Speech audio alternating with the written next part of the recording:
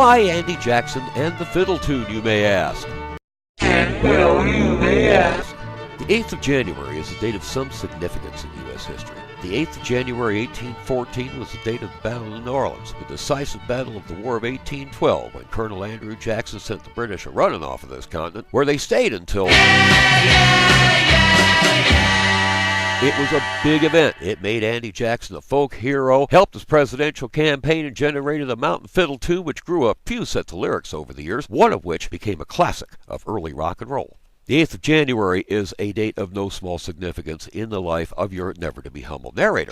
Aside from being one of the few mountain fiddle tunes I could actually play on guitar and fiddle, thank you very much, the 8th of January 2K3 was the day I packed up the Yellowbird to its ceiling, turned the key in my driveway in Marin County, California, and left everything, everyone, and everywhere I ever knew and loved to go east and learn in yeshiva. Seemed like a good idea at the time.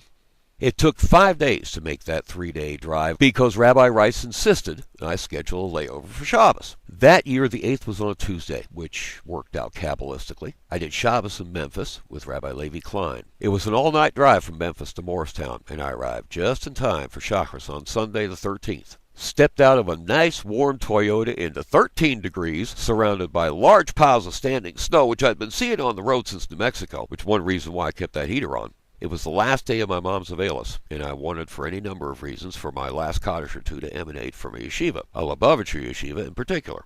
After Shacharis, I would have been quite content to settle into a nice warm classroom for the rest of the day, or at least as long as I could stay awake. It was not, however, to be. Yud Shvat, the 10th of Shvat, a very big day on the Chabad calendar, being both the art site of the 6th Lubavitcher Rebbe and the ascension a year later of the 7th. I'm certain that the significance of this date was explained to the Farbrengens back home, but a Farby in San Francisco is a long way from how they do it in yeshiva.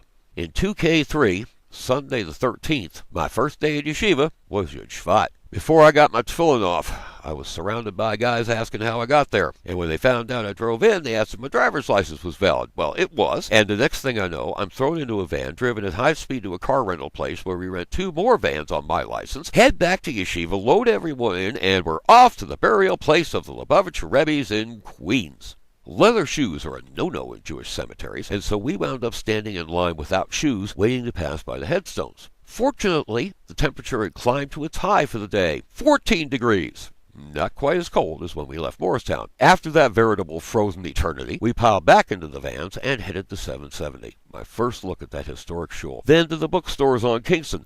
For better and worse, it was the first page of this chapter of my life. Top that. Now this.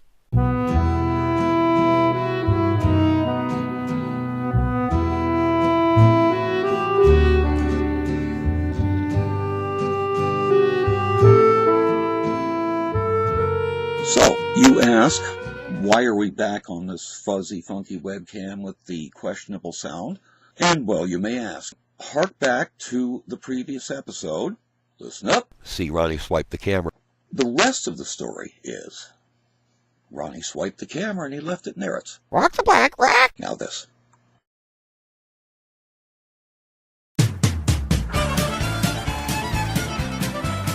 As promised, a radio story. A voice in the dark in the middle of the night, just like back to radio days. But first, when the Bushies left D.C. about a year ago, we who love topical comedy thought that the times had dried up for us, because whatever we may think of Barack Obama, as inspirational, historic, whatever we think he is, we just don't think of him as really funny, and we weren't really expecting very many laughs. Now, he's gotten off a few good one-liners since then, but it just hasn't been quite the same.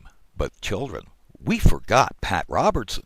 And as a result, Radiojew's Revenge would like to thank the Reverend Pat Robertson for providing the one and probably only laugh line that we're likely to see from the terrible events in Haiti last week. And while I realize that it's an appallingly bad joke even for Pat Robertson, it could be worse. After all, no one in their right mind could ever imagine to deliver a line like that with a straight face.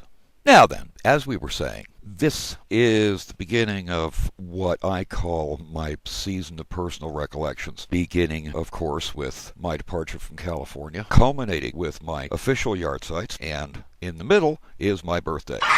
So it becomes a time of reflection. My life on and off the stage has taught me certain practical working truths that I never saw in any book. One of those is that our principles, our core beliefs, those ideals that we would wear as the crown of a good name, are not tested in easy times or by easy decisions. They are only put to the true test when push comes to shove and things are seriously serious. Then and only then do you find out if you are really true to your beliefs and deserving of that crown of a good name, or willing to blow it off for a momentary convenience. In the days of Mashiach, we wouldn't have to be tested that way, which is yet another reason why I say, again and again, Go sucks, go sucks, go sucks, sucks. We want Mashiach now.